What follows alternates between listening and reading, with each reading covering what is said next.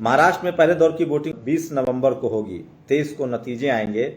लेकिन आज झारखंड में पहले दौर की वोटिंग हुई है और झारखंड में आपको बता दें कि 81 सीटें हैं और 43 सीटों पर आज वोटिंग हुई है। लगभग 70% वोटिंग तो 5 बजे तक के आंकड़े हैं। 70% वोटिंग, इसका मतलब है कि अगर 6 बजे तक का आंकड़ा मान ले तो 75% तक की वोटिंग की बात कही जा रही है। तो झारखंड में हेवी वोटिंग हुई है, भारी वोटिंग हुई है। 43 सीटों पर चुनाव हो रहा है और ये भारी बम्पर वोटिंग हुई है। और जब बम्पर वोटिंग होगी इसका मतलब है कि SC ST OBC के लोग, जो बहुसंख्यक आबादी है, वो ज़्यादा वोटिंग करेंगे। इसका मतलब है कि कल्पना सोरेन और हेमंत सोरेन ने जमकर प्रचार किया है। ये सबसे बड़ी खबर है। तो आज 70%, सोचिए 5 बजे तक के आंकड़े हैं कि 65% वोटिंग हो चुकी थी।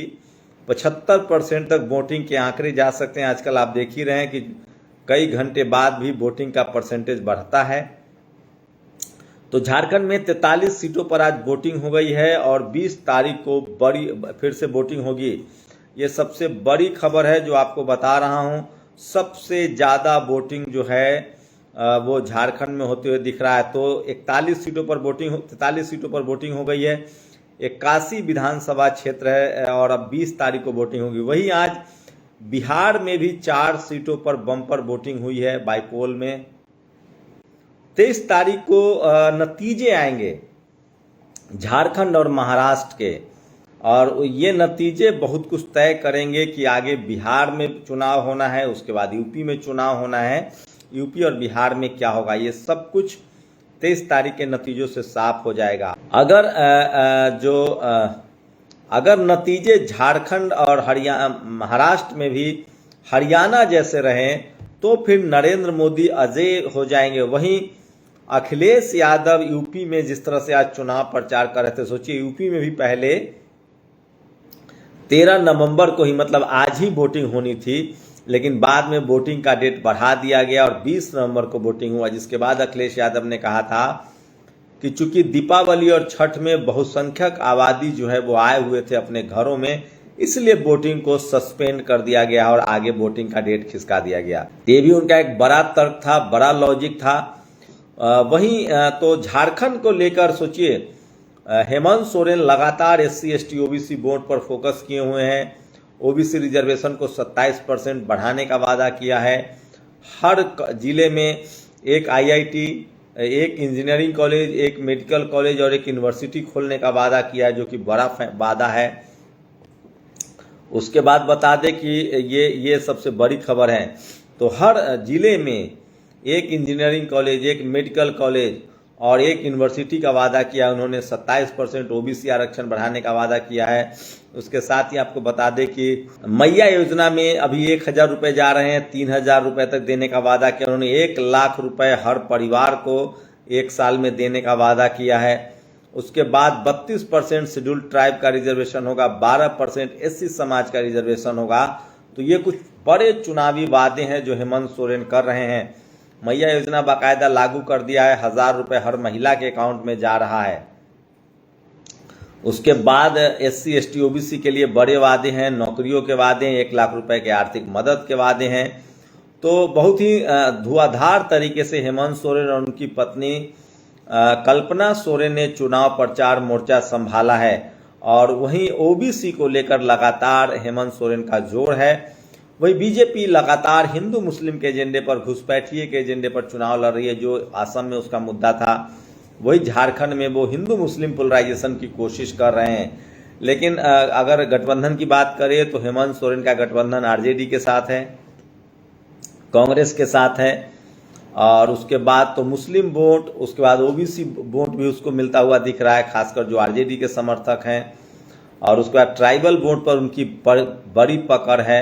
उसके बाद मंडल और महतो समाज के भी उन्होंने नेताओं को बड़ी संख्या में टिकट दी है। तो ये एक अच्छी कोशिश है हेमंत सोरेन की अलायंस बनाने की।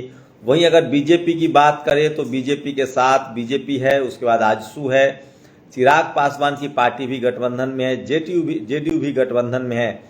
तो अलायंस की का टक्कर है। और बीजेपी सोचिए, इतनी बड़ी पार्टी जिसकी केंद्र में सरकार हो, उसके बाद भी तमाम राज्यों में वो गठबंधन से चुनाव लड़ती है। ये तमाम उन दलों को सोचना चाहिए जो आज के समय में अकेले चुनाव लड़ने का दम भरते हैं। अब गठबंधन का जमाना है और हर कम्युनिटी के नेताओं को, हर कम्युनिटी को आपको बराबर अवसर में, खासकर जो ओबीसी की कम्युनिटी, ओबीसी की तमाम जो जातियां हैं, एससी समाज की जो तमाम कम्युनिटी है, जितने, मैं तो एससी एसटी ओबीसी लीडरशिप वालों को सलाह देता हूं कि जितना आप टिकट जनरल कैटेगरी के लोगों को देते हैं, अगर उतना एससी एसटी ओबीसी के तमाम जातियों को अगर आप टिकट दें तो आप ज़्यादा फायदा में रहेंगे। यही काम वो अखिलेश यादव करते हुए दिख रहे हैं यूपी में। अखिलेश यादव ने 9 जो टिकट बांटे हैं बाईपोल में, उसमें जनरल को टिकट नहीं दिया है, मुस्लिम समाज को 4 टिकट दिया है, 5 टिकट उन्होंने एससी ओबीसी को दिया है। अगर ये काम अगर हेमंत सोरेन ने भी किया होगा तो काफ़ी शानदार रिजल्ट आ सकते हैं, क्योंकि अब लोग पार्टी नहीं, पहले अपने पॉलिटिकल लीडरशिप को देख रहे हैं। एक बड़ी चेतना आई है। जैसे पहले जनरल कैटेगरी के लोग ज़्यादातर कांग्रेस को वोट करते थे, अब बीजेपी को वोट करते हैं। एससी एसटी ओबीसी के लोग अपने पॉलिटिकल लीडरशिप को गठबंधन की वजह से वोट करते हैं। वहीं महाराष्ट्र में आज एक बार फिर से उद्धव ठाकरे के हेलीकॉप्टर की चेकिंग हुई, जिसके बाद उन्होंने नाराजगी जताई, अधिकारियों का वीडियो भी बनाया और उनसे पूछा कि क्या आपने कभी नरेंद्र मोदी की जांच की है, हेलीकॉप्टर की जांच की है। अधिकारियों ने कहा कि नहीं, वो पहली बार आप ही के जांच कर रहे हैं। उसके बाद उद्धव ठाकरे ने कहा कि मैं चाहता हूं कि आप लोग नरेंद्र मोदी के हेलीकॉप्टर की भी जरूर जांच करें। आपको बता दें, एक बार नरेंद्र मोदी के हेलीकॉप्टर की जांच की कोशिश हुई थी, शायद मेरे ख्याल से वो उड़ीसा में, उसके बाद उस अधिकारी के खिलाफ ही जांच बैठ गया था। तो उद्धव ठाकरे का हेलीकॉप्टर लगातार जांच हो रहा है। झारखंड में लगातार हेमंत सोरेन से जुड़े लोगों के घर पर आपको बता दें कि छापेमारी भी हुई है। ये बड़ी खबर है जो सोशल मीडिया पर वायरल है। झारखंड में बीएसपी चुनाव अकेले लड़ रही है तमाम सीटों पर, ये अपडेट है।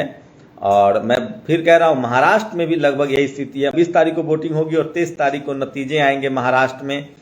तो 23 तारीख का दिन बहुत क्रूशियल होगा कि प्रधानमंत्री नरेंद्र मोदी का क्या होगा, ये सबसे बड़ा सवाल है। वैसे कांग्रेस ने भी इसी तरह के वादे महाराष्ट्र में भी किए हैं।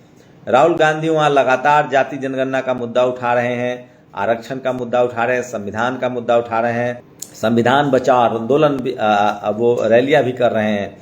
आपको बता दें कि आजकल बीजेपी को जो मीडिया एडवाइस कर रहे हैं, जो मुझे लगता है कि जिस तरह से प्रधानमंत्री का भाषण है, योगी आदित्यनाथ का भाषण है, उससे तो यही लगता है कि बीजेपी के सारे भाषण दिलीप मंडल, जो एससी एसटी ओबीसी को लेकर भी जानकार हैं, रिजर्वेशन की पॉलिसीज को जानते हैं, सोशल जस्टिस पर उनका शानदार काम है, इन सब मुद्दों पर प्रधानमंत्री को सलाह जो है वो दिलीप मंडल दे रहे हैं। उनका भाषण पढ़ा भी जा रहा है। हरियाणा में भी उनके आइडियोलॉजी पर चुनाव लड़ा गया था, बीजेपी को सफलता मिली है, दिलीप मंडल का कद बढ़ा है। वहीं आपको बता दें कि अगर कांग्रेस की बात करें तो बीजेपी ने भी ओबीसी को अपना एडवाइजर बनाया है, प्रधानमंत्री नरेंद्र मोदी ने मीडिया एडवाइजर। कांग्रेस की बात करें तो वहाँ भी एक अनिल जयहिंद है, जिनको उन्होंने सलाहकार है राहुल गांधी के। सुहासिनी है जो शरद यादव जी की बच्ची हैं, वो सलाहकार हैं। अशोक भारती हैं, वो भी कांग्रेस के कोर कमेटी में हैं, सलाहकारों में हैं। तो लेकिन बहुजन दल जो है वो अभी भी सवर्णों पर आश्रित हैं। जैसे आरजेडी के बड़े सलाहकारों में से मनोज झा हैं और संजय यादव है जो हरियाणा से हैं। अभी भी हेमंत सोरेन के आसपास अनिल श्रीवास्तव जैसे लोग हैं जो जनरल कैटेगरी से हैं। अखिलेश यादव के बारे में ज़्यादा नहीं कह सकता हूं मैं, लेकिन उन्होंने माता प्रसाद पांडे को विधानसभा का अध्यक्ष बनाया है, तो उनके सलाहकार कौन है ये तो नहीं पता। लेकिन मीडिया आशीष यादव देखते हैं। तो अभी भी दलित पिछड़े सवर्णों की पार्टी में, बीएसपी में अभी भी मिश्रा जी बने हुए हैं। तो ये बात है कि कांग्रेस बीजेपी ने अपनी आइडियोलॉजी को लगातार, वो एससी एसटी ओबीसी को वोट के लिए वो लगातार अपने विचारों को बदल रहे हैं और एससी एसटी ओबीसी का मुद्दा उठा रहे हैं वहाँ। वहीं अभी भी जेडीयू जो कि ओबीसी की पार्टी है, नीतीश कुमार की पार्टी है, उनके सारे सलाहकार सवर्ण हैं। संजय झा हैं, उसके बाद विजय चौधरी हैं, सवर्ण हैं, उसके बाद ललन सिंह है टॉप में। तो बहुजन दल अभी भी सवर्ण समाज से सलाह ले रहे हैं। जबकि Congress BJP SC ST OBC से सलाह ले रही है। तो आप लोग बताइए कि 23 तारीख को क्या नतीजे होंगे। शुक्रिया। नेशनल दस्तक की आपसे गुजारिश है कि अगर इसको बचाना चाहते हैं तो नेशनल दस्तक को सब्सक्राइब करने के लिए रेड कलर के सब्सक्राइब बटन को दबाएं, फिर बेल आइकन की घंटी दबाएं। नेशनल दस्तक को बचाने के लिए बहुत जरूरी है कि हर खबर को शेयर करें, लाइक करें, कमेंट जरूर करें।